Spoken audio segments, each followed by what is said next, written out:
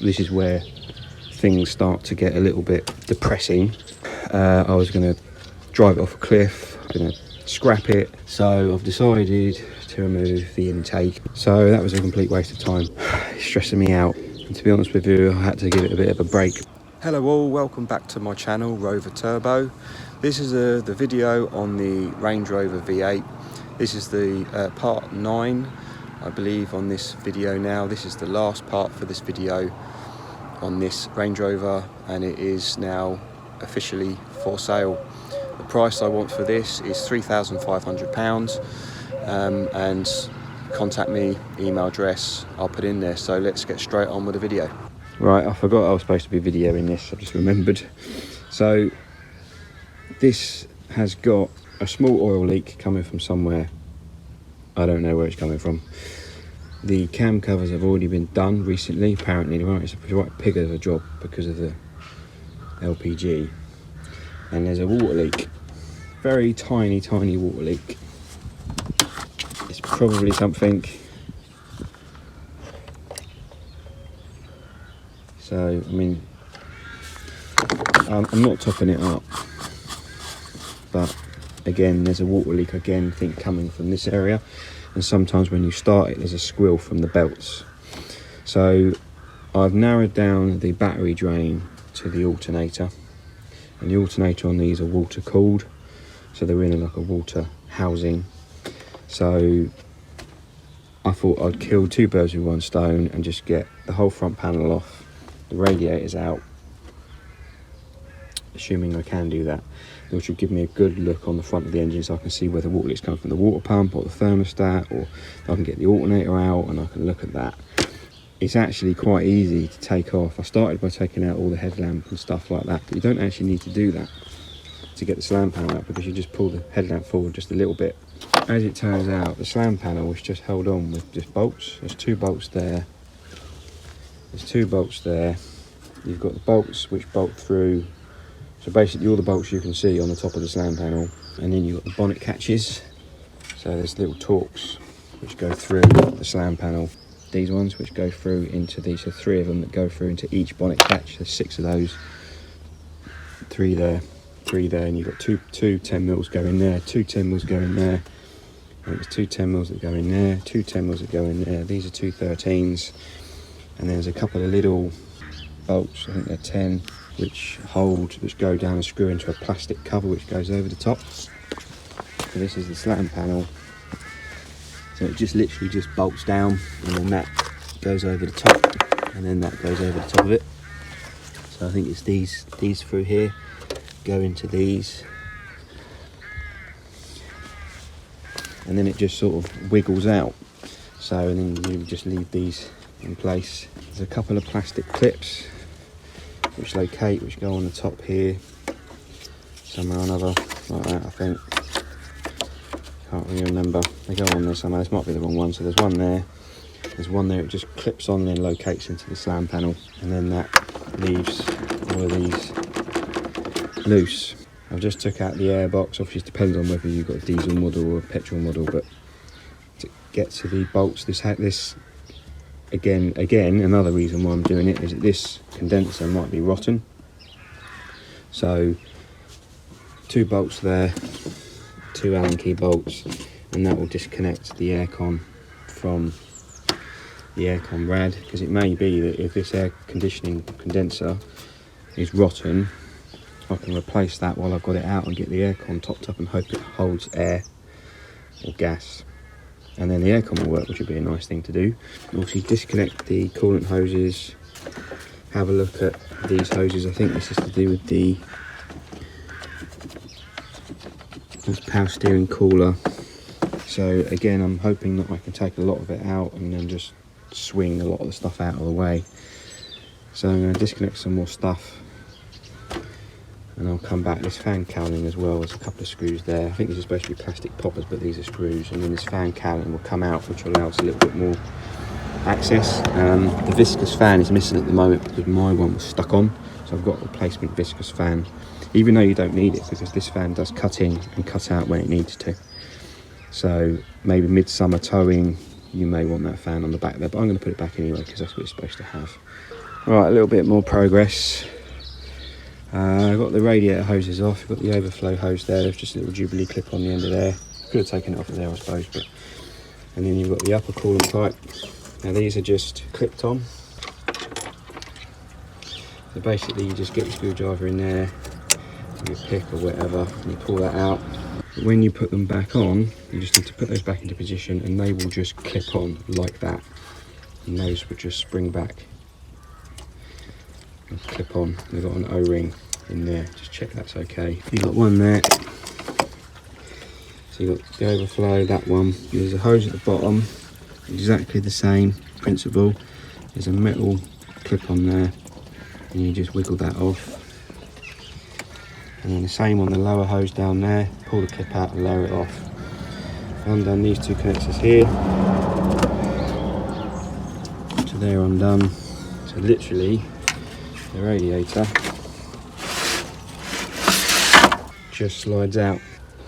And there you go. As you can see, I don't know if you can make that, but that's quite a large radiator with a lot of crap on it. The actual radiator itself looks like it's in good condition, so I don't think it's that's leaking. We'll give it a good flush through with the hose, obviously. So that's that out of the way. So it's already starting to give us a lot more access now. And I'll try and get the aircon radiator out.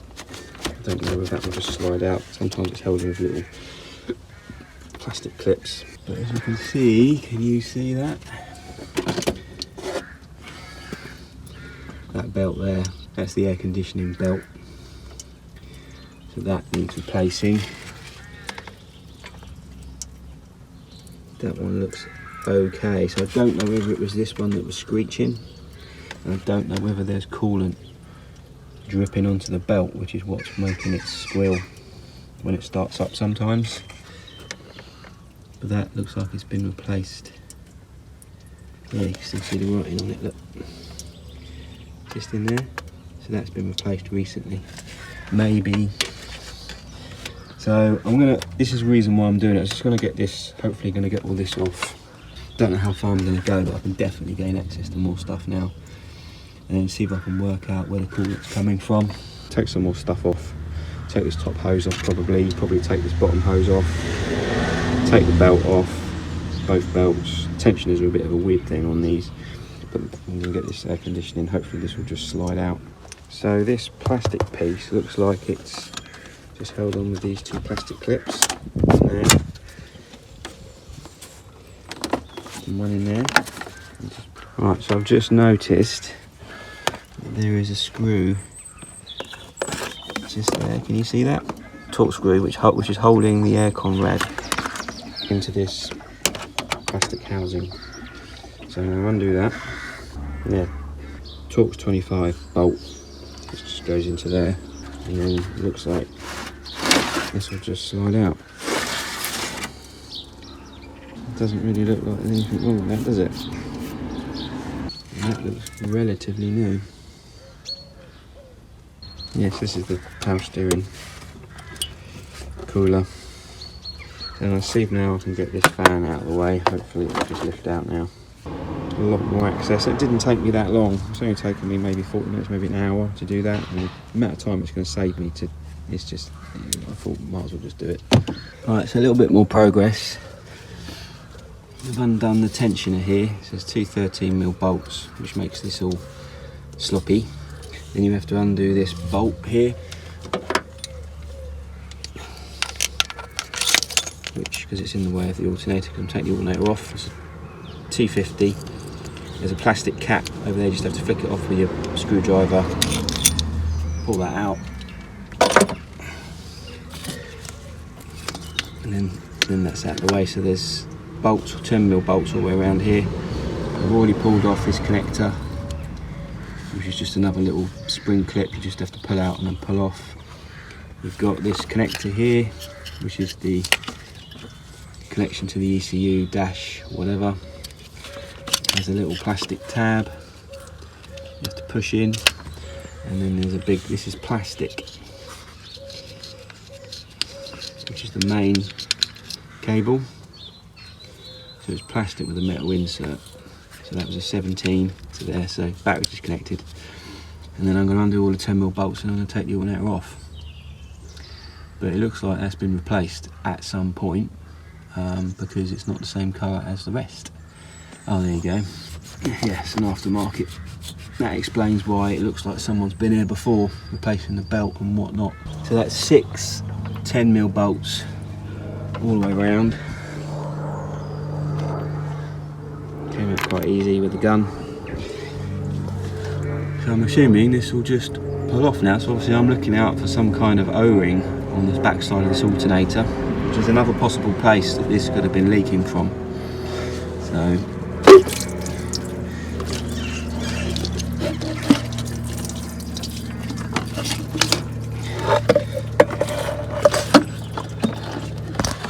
wow, that's heavy.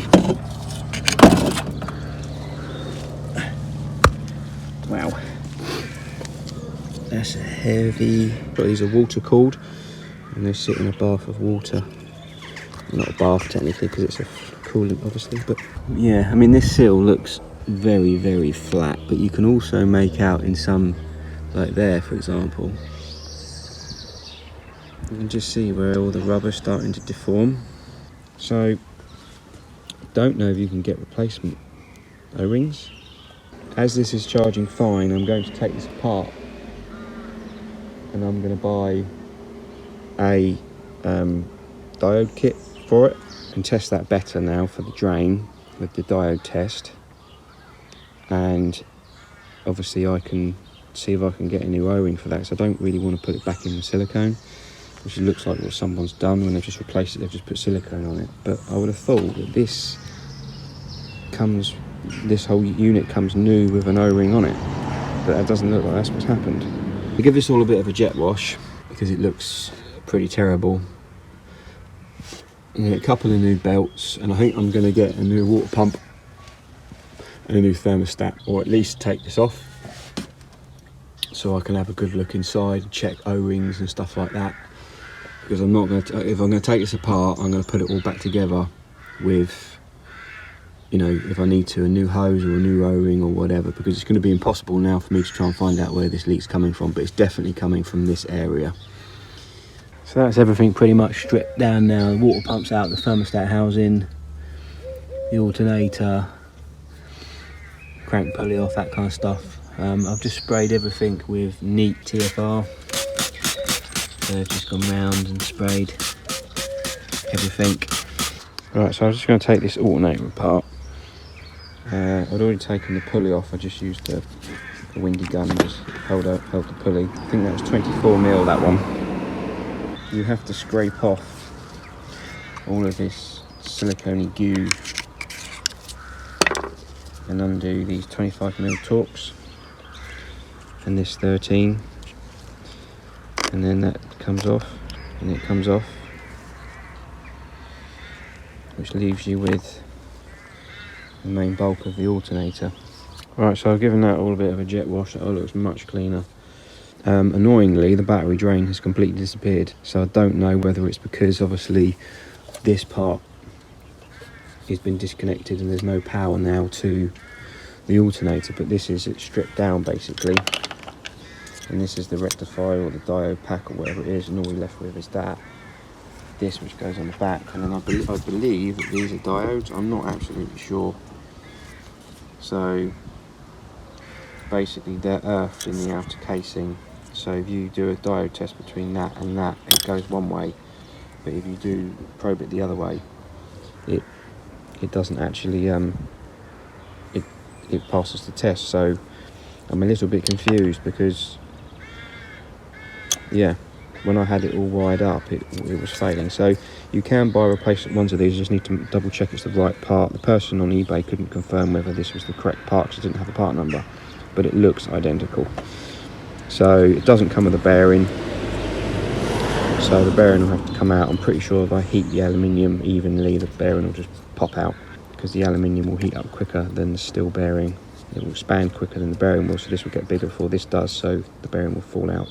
It's 40-50 quid. I could send this to an alternator place and get it tested, and it might cost me 100 quid, but I might as well just throw all this back together with a new diode pack and then put it on with all the replacement parts. So right, so there you go. So I just got the hot air gun, and I just very gently on the high heat just went round the outside of there for probably 20-30 seconds, not even that, and literally just got the hammer, bashed it, and out it popped. It just literally goes in there. So I'll do the same thing when I'm putting it in, probably put that in the fridge, whatever, get it nice and cold, and then heat this up, and then that should just fall in there. And then obviously when it cools down, it will all shrink back again. So what I'm going to do is, I don't understand why this, I'm going to just gently just warm this up. I'm not going to heat it, just gently, just to get it into working temperature, and then see whether one of these diodes starts to fail, because otherwise I'm a bit stumped as to why there was a drain on the alternator and now there isn't. So obviously I checked all this before I even took it apart. Before I even took it off, actually, I just disconnected the cables from the alternator and checked it, and the drain had gone. So no, so that hasn't made any difference. Which doesn't make any sense, obviously, to me, because the drain was there all the time, not just when you switched it off or whatever.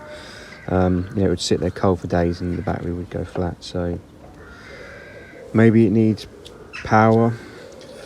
I don't know, honestly don't know. But anyway, I'm going to order one of these, put it all back together. At least I can then put the alternator back together. I can put it back in the housing, connect all the power back up again, and then do another drain test before I put everything all back together. So this is the new unit, and this is the old one. So I got that in the post today, and also the O-ring. So literally all I've got to do now is, there's an O-ring, it just goes around there like that, and then I've just got to give this a bit of a clean up, get rid of all the silicone, and then I'm going to obviously smear some silicone around the outside just to seal it all back in, and then I'm going to put it on with a new seal.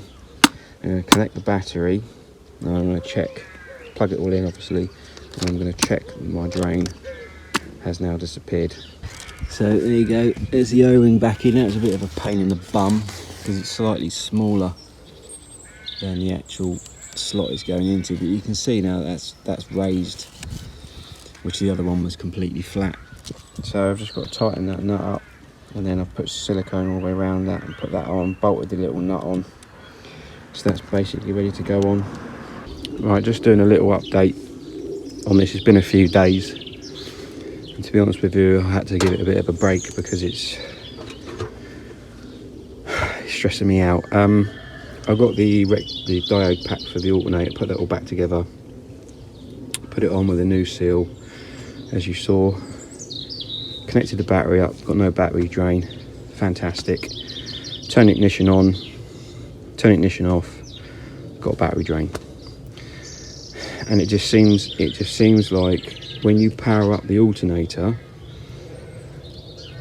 the drain comes from the alternator, and the only way to lose the drain from the alternator is to take off the main battery connection. It doesn't make any difference if you unplug this, it doesn't make any difference, the drain is still there. If you take this off, the drain disappears, and if you put it back on, the drain still disappears. As soon as you turn ignition on, or try and start it, which I have started it, see if I can find any leaks, oil leaks, the drain comes back. So that was a complete waste of time. So I've ordered a second-hand alternator, which has cost me £100. So I'm going to have to hope that there's nothing wrong with that, or I may even change over the diode pack. I'm not sure yet. I'm just fed up with that. I'm still waiting for the water pump and that to turn up. But what I have found, which is just, this is where things start to get a little bit depressing, is I noticed that there was something coming out with this weep hole. There was like a coolant-y little, see this, look, and it was running down, you can see, look, it was running down the front of the block, and in there I think that's a weep hole, and I think this is the valley gasket. So something's going on in there.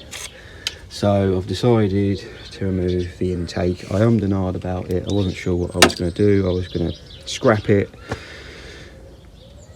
I was going to drive it off a cliff. I'm not absolutely sure what I was going to do with it, but I've decided I'm going to take the inlet manifold gasket off, inlet manifold off, which is a total nightmare with the LPG as well. So it's taken me a good day to get to this position. So now I'm in a position where now I can just take off the bolts and hopefully this will lift off. I can check the valley gasket, which is a water jacket gasket. I can also check the cam cover gaskets properly. That's where I am at the moment. I'll get this off and then we'll have a good look. Right, so there you go, that's the inlet off. It's a good job I know what I'm doing, isn't it? Because this looks scary. Right, bear with.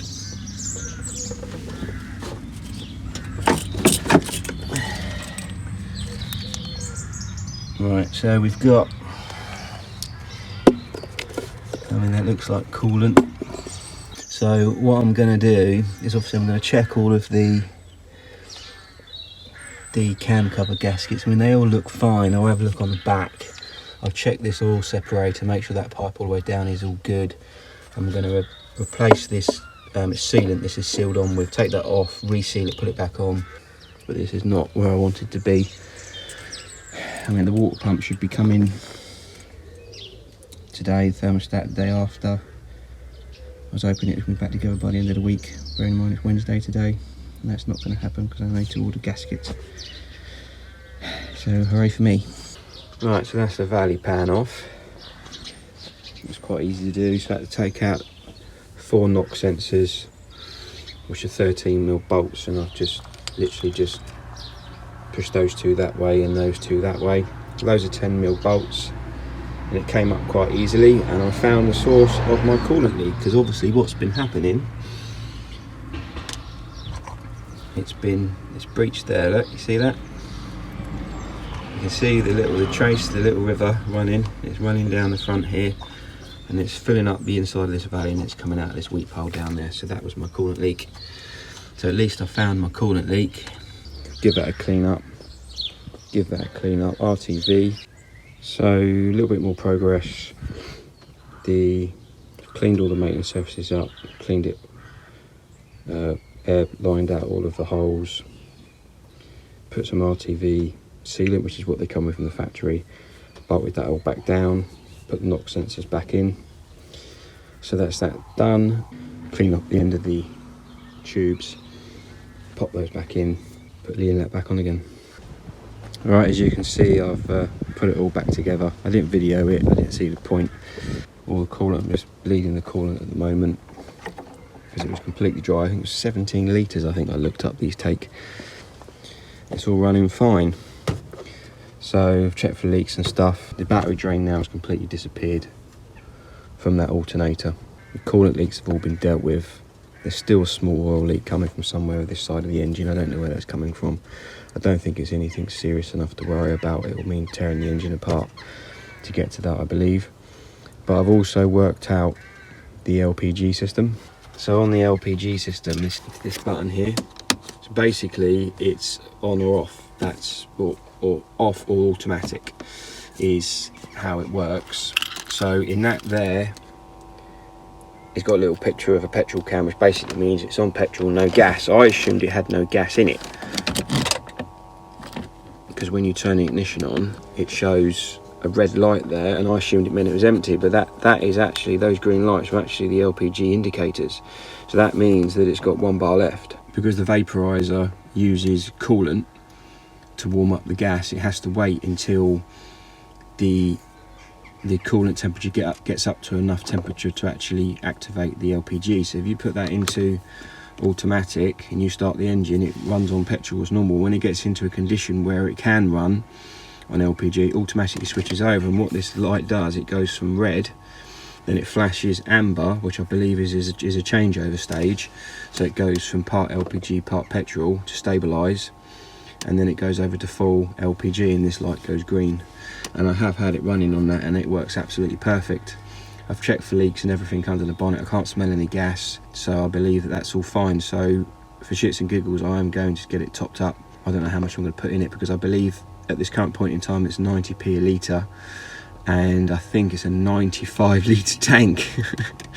it's a big tank, but apparently you can only you can't put in a full capacity into LPG tank. You have to have an expansion. So I can't remember if it's 30% or something like that. Sort of 70% gas and 30%, I think. I'm not sure. So the last thing I'm going to do